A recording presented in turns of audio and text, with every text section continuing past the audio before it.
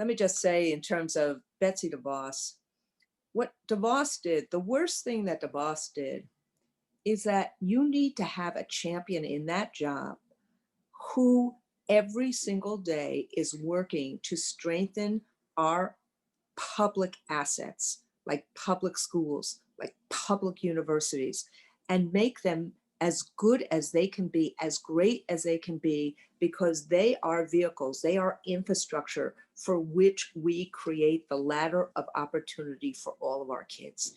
And what she did is she didn't believe it. She destabilized, she defunded, she undermined. And you could see that. Just think about what happened here. We've had during her administration, all of these terrible shootings in schools. She rushed to find ways to arm teachers with guns. And yet when we had COVID, they did nothing to actually create the guidance and the resources that are needed to make sure that we could get kids back into school. So the ideology of trying to make schools fortresses, arm us with books, arm us with guidance counselors, arm us with the support that we need. But watching those two things tells you everything about them. She tried to cut school budgets. She even tried to cut the budget for Special Olympics. But every moment that she could, she would try to lift up private schools while she was undermining the schools that 90% of kids go to. So, thank God she was, and sorry, I'm married to a rabbi, so I use God a lot. But, thank God that she was not effective in much of the destabilizing that she did. But we lost 4 years. And 4 years for a kid is really important. Yeah, it really is. And what about private schools, what you're saying, I know so many, I'm from Philadelphia. I know so many public schools that got shut down just because of the lack of funding, shut them down. And Yeah, black schools are specifically affected by that. So, exactly yeah, right. I mean, think yeah. about Philly. How do you think about reopening schools when you don't have soap, when you've had this huge asbestos crisis, you have this huge mold crisis? Look, I'm glad that the University of Pennsylvania finally said, oh yeah, we'll support you with $100 million. That's great.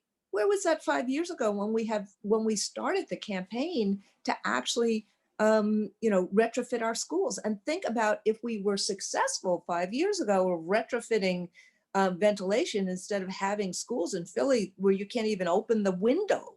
And think about how better equipped Philly would now be to reopen schools in the midst of COVID, when you know that air circulation and ventilation is so important to dissipate the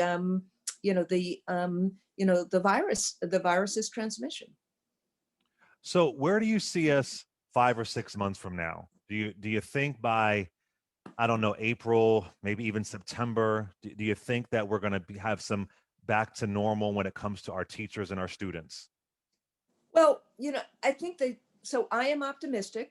I think the answer is we will be a lot more back to normal than we are right now. And I think that there's 3 reasons for that. Number one, we now really have this data, not about high schools. I think I still do not know, and I've been on calls all week, but I will say I still do not know how you reopen non-remotely for high schools when high school kids are just like college kids are starting to have, they're not masking, they're not following the rules, they're vectors of transmission.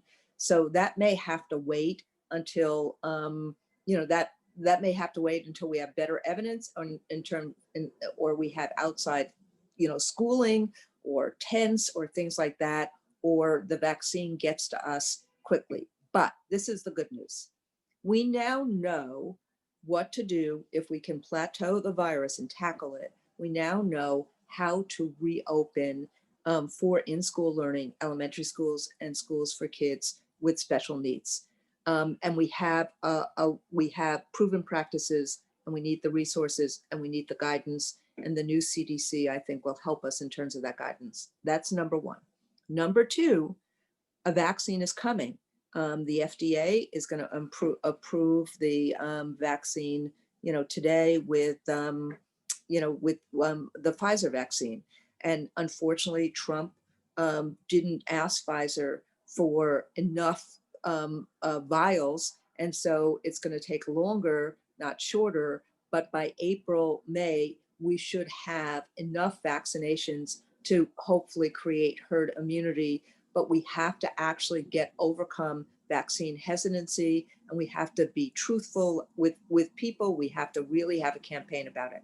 Number three, we are really focused on learning issues and how to actually help kids emotionally, how to actually deal with teacher well-being as well, and how to think about this summer as a third or as a second semester, and to do it in a voluntary way, to start planning with camps and with Outward Bound and with other groups, so that summer is not thought of as remediation, but summer is thought of as another semester as we kind of do a run up to September, which hopefully will be, where we will have contained the virus, we will have vaccination for herd immunity, and so we can all get our lives back to as normal as possible.